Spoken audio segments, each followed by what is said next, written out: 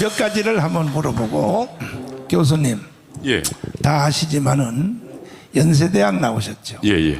그것도 또 무슨 신학대학을 또 나왔다고 떠들고 예, 난리야. 예. 떠드는 게 아니고 거기 나오긴 사실입니다. 사실 신학대학 왜 갔어요? 목사 되려고 갔죠. 목사. 예. 목사 되려고 간 놈이 어떻게 하여 언더스 거래에 들어가 가지고 세상에 한총련, 전대엽, 인종석, 이인영을 가르치는 수괴가 됐단 말이야. 예. 어떻게 유혹돼서 들어갔어요 거기에?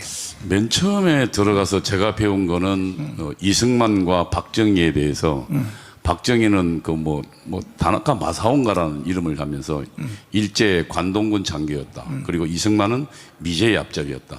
그리고 그 노무현이 말한 것처럼 대한민국은 정의가 실패하고 그리고 친일파 그리고 자본가 이들이 승리한 잘못된 뒤집힌 나라다라고 배웠어요. 자, 결국은 내가 왜 이 질문을 하냐 하면 이동우 교수하고 간첩하고 연결됐느냐 안 됐나 요걸 잡아내려고 지금 자꾸 물어보는 거예요. 간첩까지는 아니고 간첩 그러면 바로 이동우 교수님에게 그걸 가르치고 지시한 놈은 누구예요? 우리 그 위에가 예예예 우리 그 이제 저보다 윗선이 있었죠. 윗선이 예, 윗선이 있었죠. 누구야 그거? 그 윗선으로 따라 올라가면 그거는 뭐 간첩하고 연결된 사람들. 자꾸 꼬리를 빼려고 윗선의 이름을 안 밝히려고 그러는데 좋아요. 그런데 그때 같이 동료들은 다 밝혔으니까 동료들은 뭐 같이 그때 활동했던 사람들이 누구예요 그러니까? 그러니까 이제 저랑 같이 당시 이제 전대협을 지하에서 지도하는 조직이 있거든요. 그러니까 임수경 북한 보낸 그렇지. 저를 연대사국장으로 이제 시켰던 그게 이제 그 조통그룹이 있었고 그다음에 반미청년회가 있었고 반미청년회는 뭐 조국이 아니 그 뭡니까? 아니 같이 활동했던 사람을 까라고. 꿈이라고 별명이 그랬는데 아. 연세대학교 화학과에 김병권이라는 친구가 있었습니다.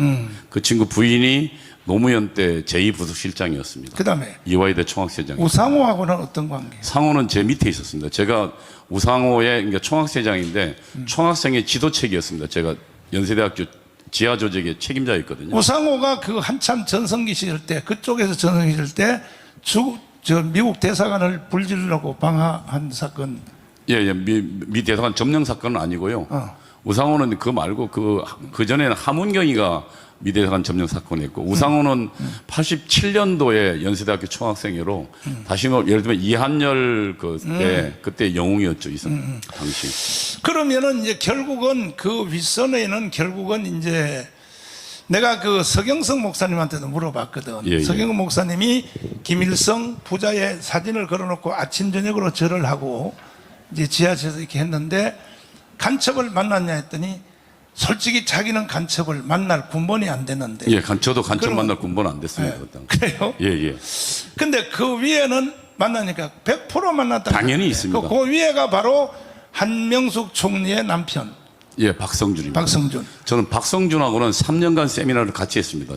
그래서 그때 박성준과 1대1로 배웠습니다.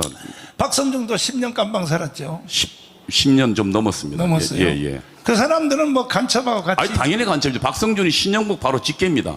서울대 근데 그 사람의 마누라가 바로 총리를 했으니. 그럼요. 한명숙 총리를 했으니. 간첩의 남편이 총리를 했으니. 그러니까 이제 목사님 그때 한명숙이 감옥 갈 때 수뢰 사건이거든요. 근데 당시 민주당 국회의원 거의 50명 이상이 거기에 감옥에 떴습니다. 그 이야기는 대한민국을 장악한 것은 통역당이거든요. 그렇지. 그러니까 통역당이 누굽니까? 그 박성준이고 아시지만 문재인 정권 때 인사수석, 인사비서관이 박성준이가 직접 장악하던 참여연대 소속 사람이었습니다. 그러니까 그렇지. 박성준이 인사를 쥐고 있었던 얘기입니다. 그러니까 문재인 정부 때 청와대 사람들은 뭐 박성준이 지도책이었습니다. 엄청난 사람들이 간첩이 다 들어가. 대한민국 수령했다는 얘기를 저는 할 수 있습니다. 자, 근데 이 한명숙이가 총리할 때 나는 기도하는 사람이기 때문에 일반 사건도 예리하게 보거든요. 봤더니 마누라는 총리를 하면 총리가 경찰을 지휘하거든요. 그렇죠. 지휘하는데 남편은 평택의 주한미군 앞에 가서 주한미군 물러가라고 데모를 하더라고 박성준이가. 예. 내가 그래서 저녁에 만나면 둘이 뭔 말을 할까?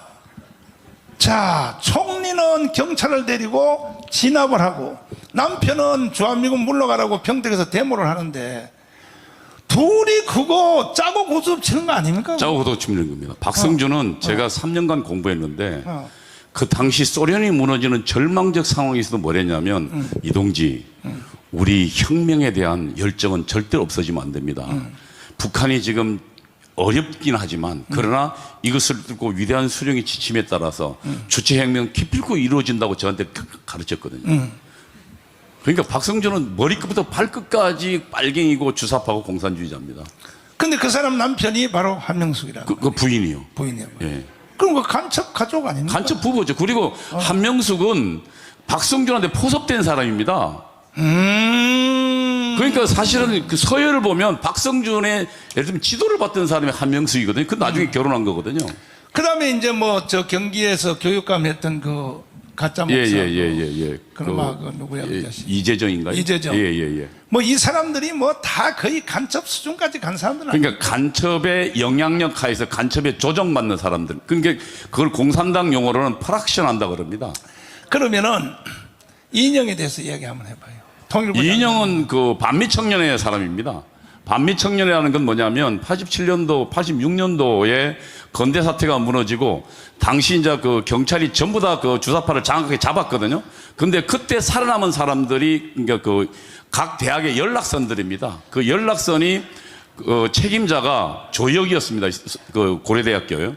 그 조혁의 밑에서 총학생회장으로 키워진 친구입니다. 그 이인영은. 모든 세력들은 다 북한의 그럼요. 지휘를 받았다고. 그럼요.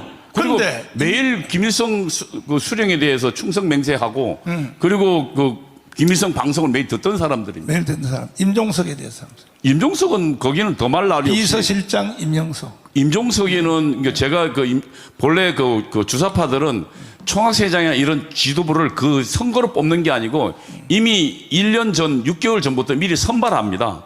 선발해서 미리 훈련을 시켜요.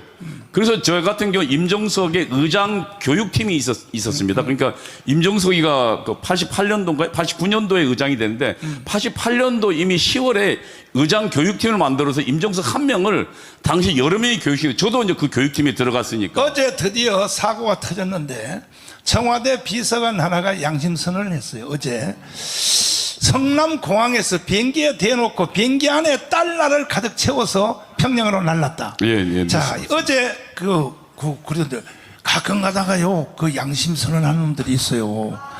어제 발표했어요. 문재인 정부 때 청와대 비서관이 이걸 어제 공개를 했습니다.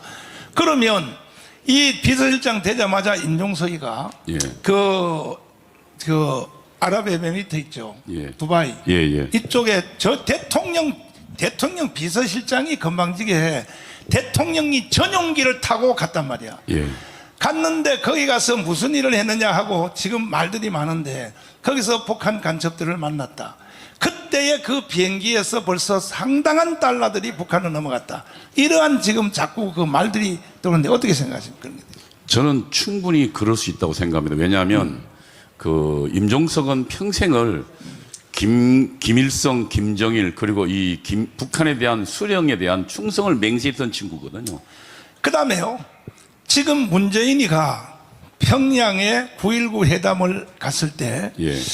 사실은 초대형 트럭에 19대 트럭에다가 뭐를 싣고 갔는지 그 다음에 제주도에 귤감을 비행기도 싣고 간다고 해서 갔는데 사실은 그 비행기가 왜 제주도 가서 귤감 싣고 바로 평양으로 가면 되지 왜 김포공항을 왜 들렸다 가느냐. 그래서 그 안에 평양에 싣고 간 그 물품이 뭐냐. 그런데 어떤 한 분이 자수한 사람이 있어요. 대형 트럭에 싣고 간 그것이 뭐냐면은 그 인공위성 조준 북한의 미사일 기술 있죠. 예. 이것과 그 MBC, KBS가 가지고 있는 중계할 때 있죠. 중계할 때 인공위성하고 전파를 중계하지 않습니까? 예. 이거하고 북한의 미사일 체계하고 똑같다는 거야. 예. 그 19대 구문을 가득히 채워서 북한에 갔는데 한 대도 안 가지고 내려왔어. 예. 정상회담 마치고. 예. 이거 문재인 간첩 아닙니까? 간첩입니다. 문제는 그거 말고도 간첩인 건 너무 많습니다. 오죽했으면 문재인 그 국제사회 유엔 총회 가서 2018년도 9월 16일자인가요? 미국의 블룸버그 통신에서 문재인은 그 김정은 수석 대변이라고 했지 않습니까? 맞아요. 그러니까 북한은 핵을 폐기할 강력한 의사가 있다고 전 국제사회 유엔 가서 북한 대변인 했지 않습니까? 사기쳤어. 사기쳤. 트럼프까지도 사기쳤어. 그리고 문재인 한 게 종전 그 다음에는 가서 종전선언 하겠다 했습니까? 그거는 북한의 3대 투쟁 중에 반미 투쟁 중에 주한미군 철수를 위해서 지침 중에 하나가 종전선언입니다. 그걸 대통령이 했으니까요. 제가 다른 데서도 말을 한번 한 적이 있는데 문재인 이 개자식이요. 정말 저거는요. 저건 사형시켜야 돼요. 왜 그러냐면은 세상에 김정은을 만나고 가서는 뭐라고 거짓말이야. 김정은까지도 속여먹은 거야. 트럼프 대통령이 뭐라 그랬냐. 북한은 핵무기를 안 내려놓고도 먼저 선제적으로 경제를 지원한다고 했다. 예. 그러면 트럼프를 한번 만나볼래? 그러니까 김정은이가 속은 거야. 문재인한테. 좋다 이거야. 그 다음에 트럼프한테는 뭐라 그러냐. 김정은이를 만나는데 핵무기를 바로 폐기한다고 했습니다. 그러니까 한번 만나볼래요? 양쪽 다 사기를 쳐놓고 베트남에서 싱가포르에서 딱 하노이, 붙여보니까 딱 만나서 말을 앉자마자 핵무기 폐기를 했습니까? 내가 언제 폐기한다고 그랬어요? 이래가지고 회담도 못하고 자리에서 일어나서 결렬됐거든요. 예, 하노이 회담. 이 사기를 친 놈이 바로 누굽니까? 문재인입니다. 그래서 문재인은 사형을 시켜야 되는 거야, 이 자식이. 이 자식이 말이야. 이제 맘대로 3분만 떠들고 내려가서 특별히 내가 한 가지 물어요. 고향이 어디예요? 전 전북 정읍입니다. 정읍. 예. 드디어 고향에 왔어요. 예. 몇 살까지 살았어요 여기? 아니 전 뭐 태어나자마자 아버지가 이제 저 학교 선생인데 학교 초등학교 선생님이라서 예, 그래서 예. 경상도로 발령받아서 예. 그래서 부산말을 쓰는구만. 예, 그렇습니다. 왜 전라도 놈이 부산말을 쓰노? 아니 근데 거기 어릴 때 저거 태어나 보니까 이제 말 배우고 한참 이럴 때 저는 경상도에서 자랐으니까요. 그랬어요? 그래서 경상도 그러면 모처럼 오랜만에 원래 태어난 고향에 전라북도 왔으니까 이 전라북도 국민들이 착하기만 하다니까요. 착하기만 하지요. 멍청해가지고 간첩이 사기를 쳐도 그냥 아멘이요. 문재인이가 사기 쳐도 아멘이요. 너무 착해서 그러거든. 예. 고향 여기 분들에게 한마디 제대로 하시고 내려가세요. 존경하는 전북 도민 여러분 그리고 전주 시민 여러분, 저는 전직 주사파로서 제 책무는 주사파 그리고 문재인의 정체를 밝히는 것이라고 생각합니다. 몇 가지만 말씀드리겠습니다. 문재인은 간첩이 분명합니다. 문재인은 하는 모든 행위가 그렇습니다. 우선 북한이 혁명 전략이 있습니다. 민족 해방 민주주의 혁명론입니다. 1991년도에 정식화된 거고 그 전략은 지금도 유효합니다. 그 전략 중에 두 가지 투쟁에서 전치 목표라고 북한 용어인데요. 투쟁에서 취득할 목표가 있습니다. 그 중에 보조 혁명 가기 위한 징검다리가 있습니다. 그 징검다리가 민주연립정부 아닙니다. 민주연립정부란 문재인 정권을 지칭합니다. 내가 왜 문재인 정권이라면 정확하게 말씀드리면 우선 문재인 정권은 청와대를 장악한 전대협 주사파들과요, 정치 전대협 세력들과요, 그 다음에 민주노총을 장악한 세력들과 그리고 또 박성준이가 장악했던 시민단체 세력, 이 세력들이 3자가 연합해서 그래서 인사권은 참여연대를 비롯한 박선준 세력이 갖고요. 그리고 청와대 운영권은 전대협 주사파가 잡고 그 다음에 실질적인 힘은 민노총이 잡는 그런 3자 연립구도, 이것을 연립정부로 합니다. 근데 그 연립정부의 역할에 대해서 정확하게 그 혁명론이 나옵니다. 뭐냐면 첫 번째, 파쇼 세력 해체입니다. 파쇼 세력이란 공산주의에 반대하고 주사파에 반대하는 보수주의 세력을 말합니다. 보수의 세력은 두 가지입니다. 하나는 정치 세력과 경제적 기반을 갖고 있는 경제 세력을 말합니다. 정치 세력이란 보수주의, 보수 정당과 보수 관료 공무원들을 말합니다. 문재인 정권 잡자마자 뭐 했습니까? 온 전 부서에 그리고 방송, KBS, MBC, YTN까지 전부 적폐청산위원회를 만들었습니다. 여러분, 적폐청산위원회인가 파쇼 해체위원회를 만든 겁니다. 그리고 거기서 뭐 했습니까? 보수주의에 열심히 했던 사람들을 전부 애국자들을 쏙간했습니다. 그래서 그들을 전부 감옥 보내고 전부 다 그 자리에서 퇴출시켰습니다. 그 중에 우리가 아는 대통령 2명이 감옥 갔습니다. 박근혜 대통령과 그리고 이명박 대통령을 감옥 보냈고요. 당시 거기서 그리고 박근혜 대통령에서 철저히 일하던 국가정보원장, 여러분 국가정보원은 대한민국 정보를 책임지는 사람입니다. 이 3명 모두를 감옥 보냈습니다. 이것이 도대체 누구를 위한 일이라는, 이것은 북한의 지시가 아니면 절대로 가능하지 않은 일입니다. 문재인은 그 일을 앞장서서 해냈기 때문에 문재인은 그 대통령 자체가 북한의 혁명 전략을 수행한, 그리고 민주연립정부의 역할을 수행한 간첩이었다는 것을 저는 분명히 말할 수 있는 것입니다. 여러분, 다음으로 문재인 정부 때 또 뭐 했습니까? 우리 재벌들 전부 탄압하고 재벌들 전부 빼앗으려고 했습니다.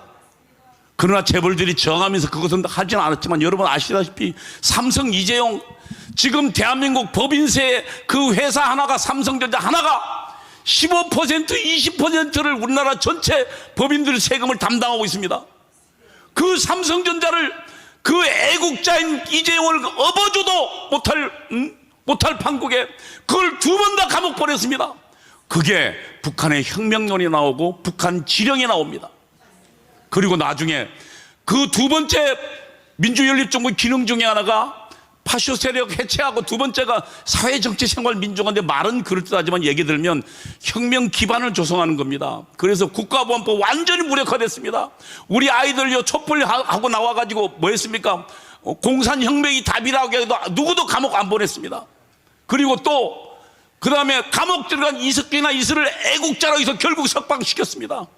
그리고 여러분 마지막 남은 국가정보원 무력화됐고요, 경찰 무력화됐고, 마지막 군 정부기관 남아있는 보안사 해체시켜버렸습니다. 그리고 보안사에 30년간 간첩 잡는 걸 특정화했던 그런 사람들 전부 어디로 보냈으면 일선 부대로 다 보내버렸습니다.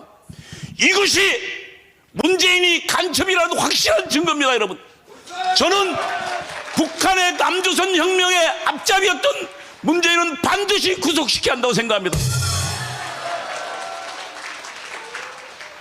김대중 그리고 문재인으로 이어지는 대한민국의 북한의 혁명의 앞잡이들, 저는 적어도 전라도가 일어나야 이들을 뒤집을 수 있다고 생각합니다. 그들의 정체를 보다 분명히 알아야 됩니다. 한마디만 외치겠습니다. 남조선 혁명의 앞잡이 문재인을 구속하라! 구속하라! 구속하라! 감사합니다.